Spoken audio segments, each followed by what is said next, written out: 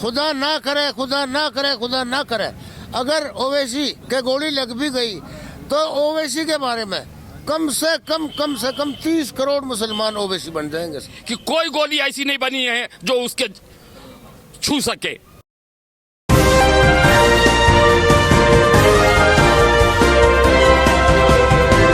पल न्यूज से मैं हूं आपके साथ नदीम अकरम। इस वक्त मैं मौजूद हूं इकराम नगर लोनी में, क्योंकि बैरिस्टर असदुद्दीन ओवैसी साहब की पहली जनसभा होने वाली थी, जिसकी परमिशन को रद्द कर दिया गया, क्योंकि बीते 2 दिन पहले बैरिस्टर साहब पर जिस तरीके से हमले हुए उसे पूरी दुनिया ने देखा और तमाम सवाल खड़े हो गए। जहां दावा किया जा रहा था प्रदेश में कि गुंडा मुक्त बना दिया है एक नेशनल लीडर के ऊपर, इसी उत्तर प्रदेश में हमले हो जाते हैं, पर तमाम राजनीतिक पार्टियां खामोशी इख्तियार कर लेती हैं।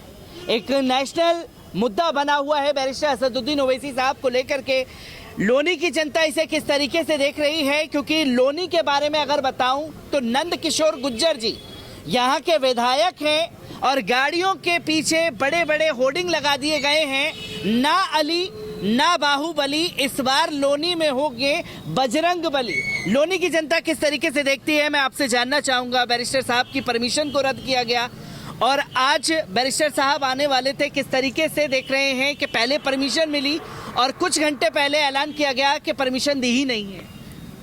असल में यहाँ का शासन और प्रशासन और यहाँ की पार्टियाँ जैसे कि बहुजन समाजवादी पार्टी और समाजवादी पार्टी और बीजेपी पार्टी, इन सब की आपस में मिली भगत है और इन्होंने प्रशासन के ऊपर दबाव बनाया कि असदुद्दीन ओवैसी साहब को लोनी में ना आया जाए। इन्होंने रोक लगाई है क्योंकि हमारी परमिशन हो चुकी थी और ये हमारी एंड टाइम पे परमिशन कैंसिल की गई। और वो क्यों की गई? क्योंकि ये असदुद्दीन ओवैसी से घबरा गए, क्योंकि जितनी भी अदर पार्टियां हैं वो मुसलमानों की वोट तो चाहती हैं मगर इनकी लीडरशिप नहीं चाहती, इसलिए वो लोग घबराए हुए हैं। और रही बात उत्तर प्रदेश के शासन और प्रशासन की, क्योंकि बाबा जी कहते हैं कि क्योंकि यहाँ जो राजनीति चल रही है ना वो ठोको की चल रही है, ठोको। वो जो गोली चलाई गई है उत्तर प्रदेश में और जो असदुद्दीन ओवैसी साहब पे हमला किया गया है, ये ठोको की राजनीति है कि यहाँ पे गुंडा राज है, गुंडा राज। पर यूपी में तो दावा किया जा रहा है योगी राज द्वारा कि उन्होंने गुंडा मुक्त प्रदेश बना दिया है, गुंडागर्दी खत्म हो गई उत्तर प्रदेश से। गुंडागर्दी तो और ज्यादा चल रही है उत्तर प्रदेश में। गुंडागर्दी तो ये ओवैसी दीन खत्म करनी चाह रहा, लेकिन उसको आने नहीं दे रही है। ओवैसी दीन को नहीं आने दे रहे, उससे घबराई हुई है, सब पार्टी घबराई हुई है उससे। यहाँ जितने भी कैंडिडेट, यहाँ मेहताब जो कैंडिडेट है वो उसकी सीट निकलेगी इंशाल्लाह, लेकिन घबराई हुई है, सब पार्टी घबराई हुई है। सब पार्टियां जो हैं घबराई हुई हैं। बैरिस्टर साहब पर हमला होता है, प्रदेश में गठबंधन भी चल रहा है, भारतीय जनता पार्टी भी है, कांग्रेस भी है। इस हमले को लेकर के कोई राजनीतिक पार्टी जो है अपना बयान नहीं देती, किस तरीके से देखते हैं इन चीजों को? इसलिए कोई पार्टी अपना बयान नहीं दे रही है क्योंकि वो सोचते हैं कि हमारा वोट बैंक खिसक जाएगा। सारी पार्टियां ओवैसी साहब के AIM के साथ साजिश कर रही है और जितना भी हमला करा ले मिल करके, लेकिन ये तूफान रुकने वाला नहीं है, हिंदुस्तान के हर कोने में जाएगा। और ऐसी कोई गोली नहीं बनी है, इतने लोगों की दुआ असदुद्दीन साहब के साथ है कि कोई गोली ऐसी नहीं बनी है जो उसके छू सके। कोई गोली ऐसी नहीं बनी है, क्योंकि बैरिस्टर साहब ने जब कल पार्लियामेंट में अपनी स्पीच दी, जेट सिक्योरिटी केंद्र सरकार देना चाह रही थी, उन्होंने बोला कि मुस्लिमों को सिक्योर कर दो, मैं जेट सिक्योरिटी नहीं लूंगा। किस तरीके से देखते हैं इन चीजों को? असदुद्दीन साहब जेट सिक्योरिटी का जहां तक बोले तो मेन बात यह है कि पूरे जनता को भी मिलना चाहिए ना, सिर्फ असदुद्दीन साहब से क्या होगा। असदुद्दीन साहब ने कहा कि मैं कभी नहीं लूंगा, जब तक सारे हमारे देश की जनता को सिक्योरिटी नहीं मिलेगी मैं सिक्योरिटी नहीं ले सकता। उन्होंने साफ इनकार किया।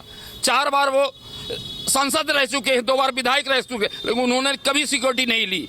खुले आज़ाद तरीके से, आज़ाद पंछी हैं वो घूमते हैं, ये सिक्योरिटी लेना वो पसंद नहीं करते। वो सिक्योरिटी के लिए उन्होंने मना कर दिया, क्योंकि जब आरोपियों का नाम सामने आया तो सचिन और शुभम की तस्वीरें सामने आई, जिसमें हिंदू युवा वाहिनी जो है सामने आई है कि हम इन लोगों का केस लड़ेंगे और उन लोगों के बयान ये थे कि हम असदुद्दीन ओवैसी से नफरत करते थे, इसलिए हमने इस घटना को अंजाम दिया। तो ये तो समझना चाहिए मीडिया वाले को, सारे देश की जनता को, ये क्या साजिश चल रही है।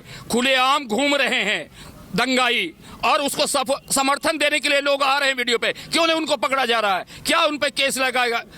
असदुद्दीन साहब कह रहे हैं कि उन पे यूपीए लगना चाहिए। साधारण केस नहीं है, कोई मामूली नहीं है आदमी। जो लोग कहते हैं ये जो पकड़े गए हैं, उन्होंने कहा कि किसी धर्म विशेष के बारे में गलत बोल रहे थे। ये असदुद्दीन साहब वो शख्स हैं जो किसी भी धर्म के बारे में गलत नहीं बोलते।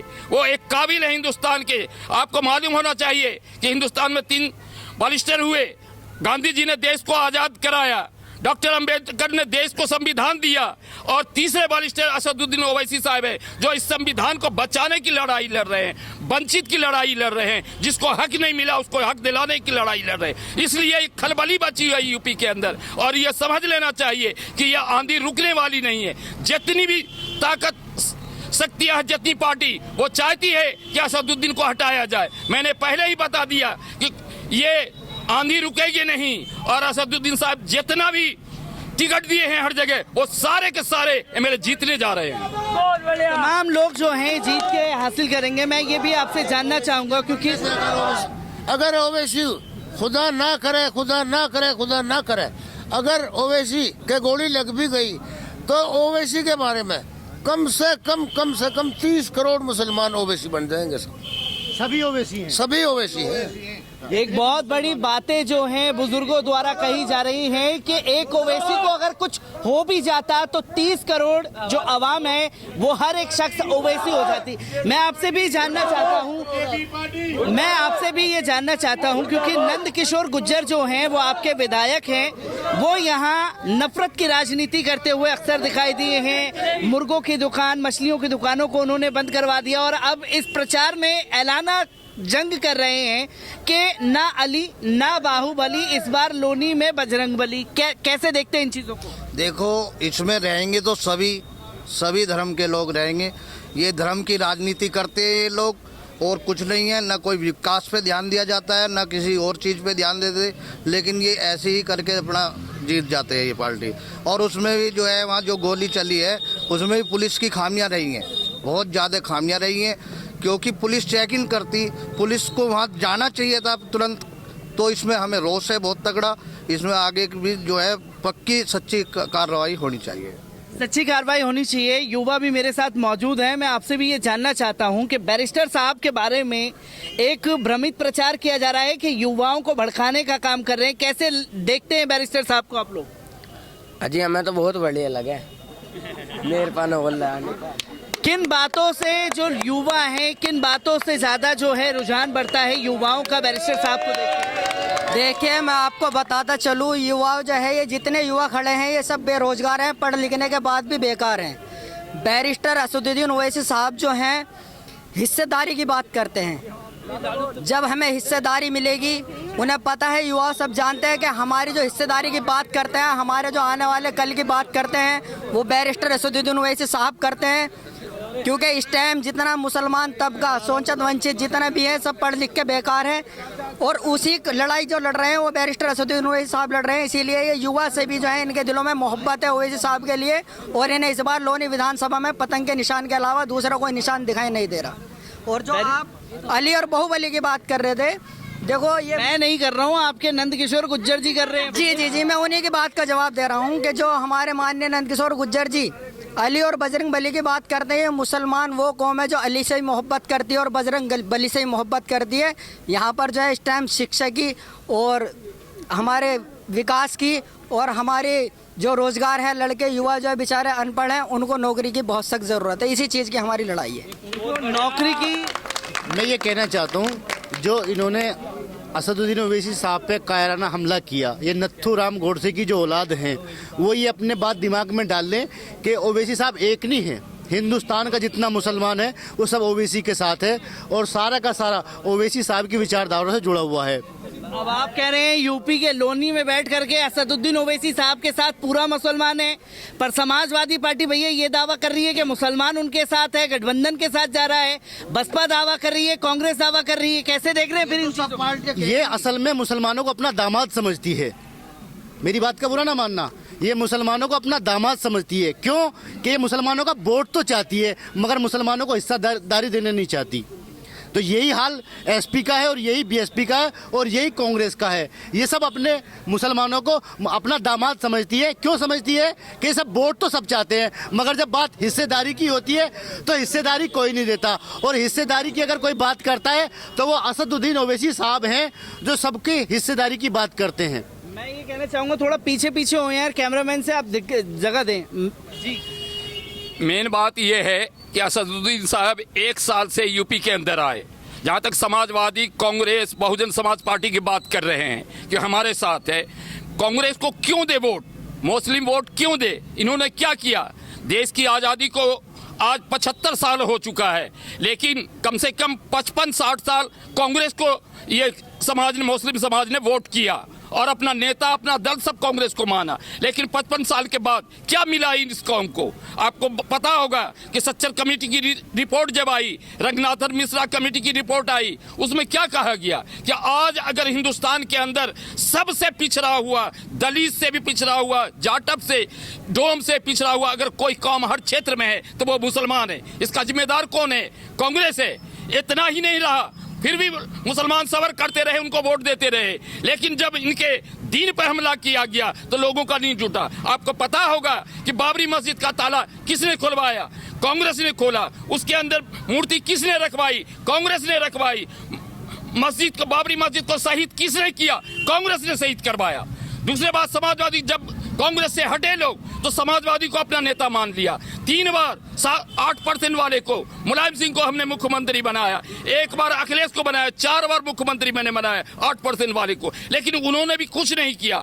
जब ये नहीं किया तो मायावती को भी मैंने 3 बार मुख्यमंत्री बनाया, लेकिन इन्होंने सिर्फ किया जो काम अपने समाज के लिए किया। आज जाके जहां भी देखिए, जिस क्षेत्र में, चाहे ब्लॉक में हो, थाने में हो, जिस दफ्तर में देखिए, आपको पिछड़ी जाति के लोग मिल जाएंगे, जादव मिल जाएगा, लेकिन मुस्लिम को ढूंढने के लिए दूरबीन से ढूंढना पड़ता है। कोई काम नहीं किया मुसलमानों को। दूसरी बात यह है कि आज़ादी के बाद, इस यूपी का मैं ब्यौरा बता रहा हूँ कि आज़ादी के बाद 45% मुस्लिम सरकारी नौकरी में थे, लेकिन आज क्या है? इन लोग जो बने, मुलायम सिंह और ये सब क्या किया? 0.1% आज मुसलमान नौकरी में है। सोचना चाहिए, सबने अपने अपने लिए काम किया, अपना लीडर बनाया, और ये कौम बेवकूफ है, उनके पीछे दौड़ रही है। गठबंधन को देखो क्या हमारे लिए काम किया। जो हमारी आवाज संसद से सड़क तक उठाता है, मैं उनके साथ हूँ, एआईएम के साथ हूँ, और इंशाअल्लाह इस तूफान को कोई नहीं रोक सकता, कितनों गोली चला ले। इस तूफान को कोई रोक नहीं सकता। लोनी की आम जनता मेरे साथ मौजूद थी, जिन्होंने खासतौर पर मुद्दों पर अपनी पकड़ भी रखी है और मुद्दों के बारे में जाना भी है कि किस तरीके की नफरत की सियासत खासतौर पर लोनी में भारतीय जनता पार्टी द्वारा की जा रही है।